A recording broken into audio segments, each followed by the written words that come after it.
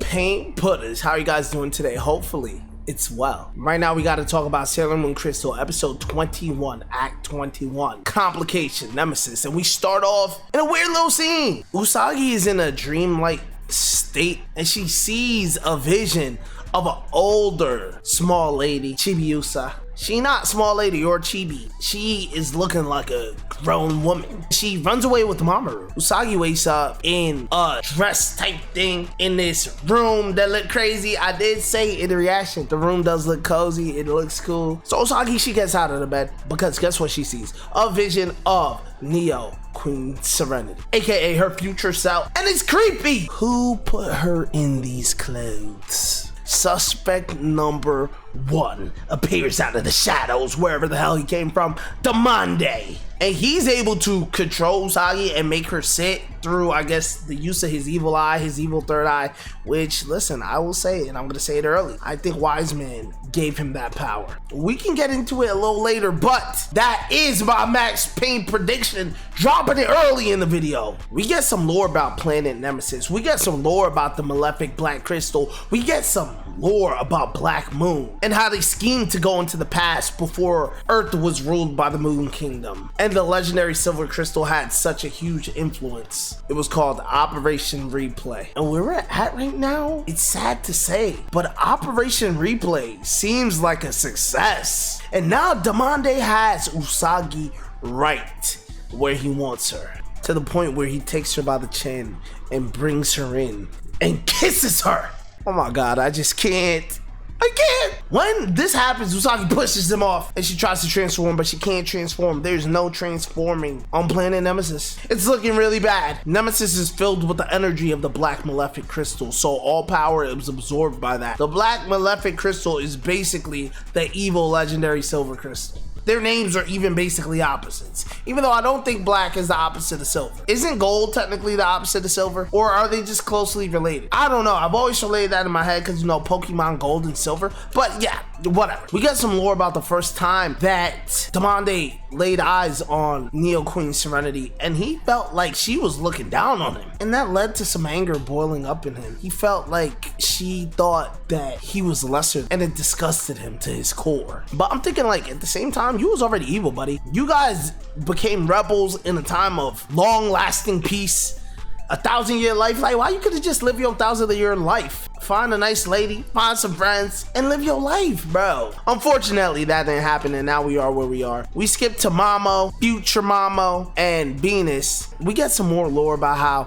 small lady Chibiusa, she's actually 900 years old, but she stopped growing one day and she has no powers. But her father, future Mamoru, he has belief that his daughter, her powers will awaken one day. You know, I was theorizing that Usagi couldn't use her power back on Earth, even the future Earth, because potentially Chibiusa, even though her power might have been dormant, she was kind of like siphoning that energy. But Usagi actually speaks to this and she comes to the conclusion that she wasn't able to use her powers because she wasn't feeling confident. She was thinking back to when her mom in another life, however this works out, Princess Serenity, right? Like, how does this actually work? Like, Usagi's mom from her past life is Princess Serenity, and Usagi is going to be Neo Princess Serenity in the future and have Chibiusa. So is Princess Serenity OG Chibiusa's grandma, or does she just not count because Usagi is in a different lifetime than the original Usagi, who Princess Serenity was her mom? Does that make any sense? If it doesn't, then like when I think about that, that's how I feel. Cause wait, what? I don't even want to talk about this anymore. If anybody can clarify that for me, then yeah, I'd appreciate it. We got some more lore out of this episode as well, learning about how long the fight against Black Moon was going. And it goes back to the man who originally interrupted Crystal Tokyo's peace, the Phantom. He brought crime with him, he brought evil with him, he looks crazy. And this is how the war against Black Moon started. And this guy, going back to what I was saying before, I think the Phantom is Wise Man, because Wise Man directs Demande, who is pretty much the leader of Black Moon. And the Phantom was the one who was originally sent to Nemesis. So it kind of adds up that way. It doesn't feel like much of a mystery, but this could be a complete misdirection. We'll find out as time progresses. I do want to mention we did see our Sailor Guardian girls, but unfortunately it's looking pretty bad for them. Sailor Moon, in her time of reflection, realizing that she needed to regain her confidence, have faith in her heart, she was able to, you know, pray out and wake them up in a different section of Nemesis. But when they wake up and try to transform,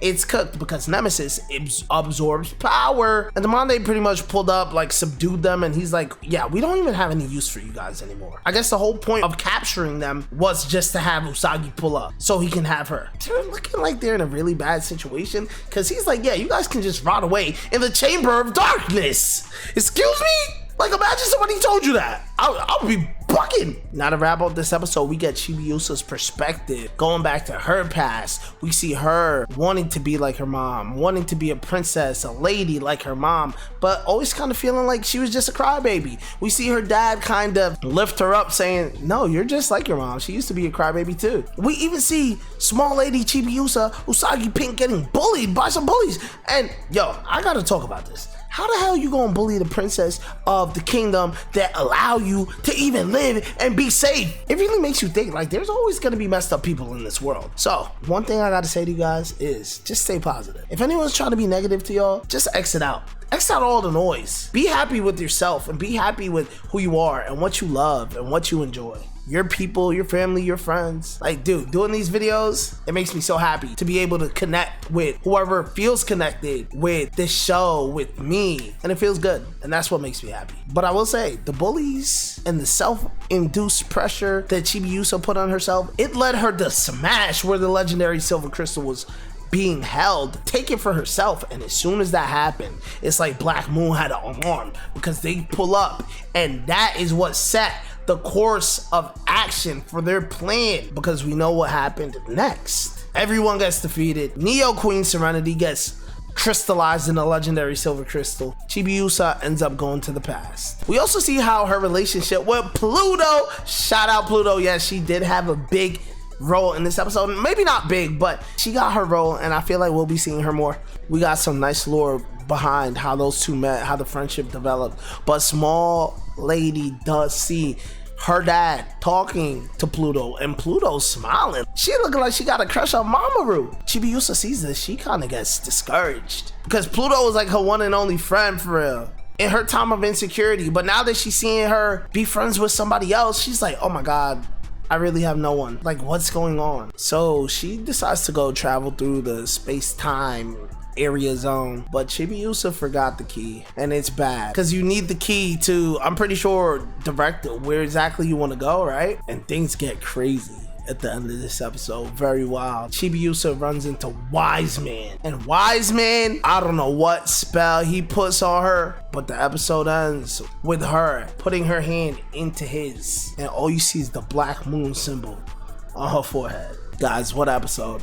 What an episode. I'm easily putting this in A tier. You can lock that in.